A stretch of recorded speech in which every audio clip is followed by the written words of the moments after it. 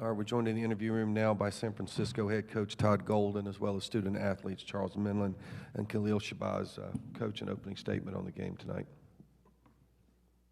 Yeah, just proud of the way we competed. Really pleased with the way we withstood that early run that they had. You know, they're really physical early, and it kind of caught us off guard. I don't think we handled it great, but after the first 5 or 6 minutes of the game, you know, I think we were down 21-9, something along those lines. You know, we outscored them by 4. We got it back together. We were playing really well, competed hard on both ends, and you know, if we knock down a few more shots, I think we win the game. So, you know, playing the #2 team in the country, third time this year where we've had really good efforts against them, and I think it sets us up really nicely for the NIT. Okay, questions? Jeff? Charles, went back and forth. The lead changed a whole bunch of times in the middle of the second half, and then they got up on you just 2 or 3, 4 points, and it just seemed like you guys couldn't get over the hump one more time. What was the end of the game like in terms of the intensity and just if there was any sort of desperation you guys felt trying to finally climb over the top? I don't think we felt desperation. I think we stick with what we did, and just missed some shots that normally go in. Jimbo had a layup that he normally makes 9 times out of 10. I had a couple shots that I felt were really good, bounced around the rim. Some other guys had some great looks. They just didn't go down. You need those to go down and win these games. We didn't make them.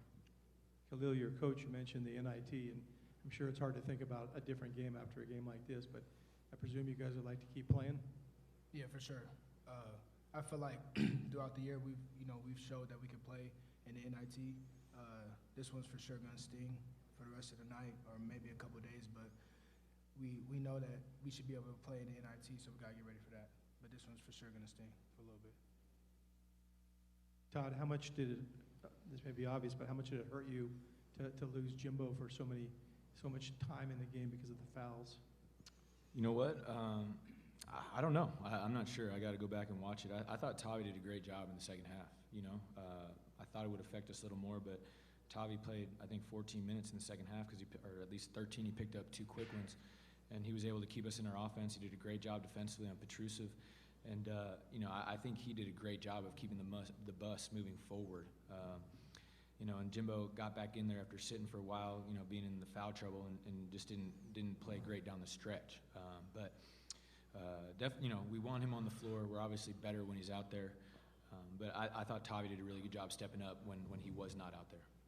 How pleased are you with your guys that in an atmosphere where it felt like about 95% of the crowd was the Gonzaga people, that your guys just stayed aggressive the whole time and never backed off? Incredibly proud. You know, this was another road game, basically. You know, and we knew that coming in, and this was the first time, maybe not the first time, but one of the times, you know, playing on such a big stage, being on ESPN, knowing that this is probably the biggest college basketball game tonight by a lot, and we had the whole nation watching us, and I thought our guys showed really well. You know, to go toe-to-toe, blow for blow with Gonzaga, you know, speaks a lot about where our program's at right now. Over here. Jim Root from the 3-man weave. Coach, out of the TV timeouts, they threw some wrinkles at you. Under 12, they went small with the 4 guards, 1-3-1 out of the under 8, and you guys kind of withstood those easily. I think you outscored the 4-guard lineup. Is that something you were prepared for going into it? Yeah, I mean, we know that they're going to throw wrinkles for sure. You know, they're a great program, great staff, and we try to do the same thing. You know, and to your point, we answered it. I think we hit the 1-3-1 pretty good. I think we scored on it 2 or 3 times, and they went away from it. So, but that's more on our guys for being able to execute, and they did a wonderful job with that in those situations. Yep, over here.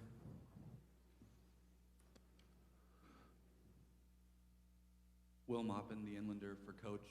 22 wins this season, 22 wins 2 seasons ago. Haven't hit that number since before the self-imposed death penalty in the early 80s.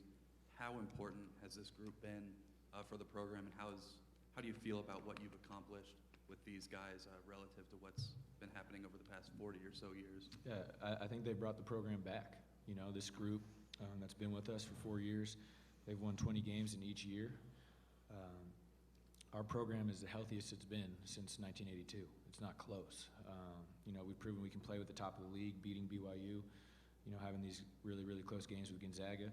And in my opinion, we're knocking at the door right now to get in that top group. So proud of them, appreciate them. They should be really proud of everything they've done here. And to that point, I don't believe our season's over. I think these guys are going to have an opportunity to win even more games in the NIT next week. Any other questions? Thank you guys very much. Thank you.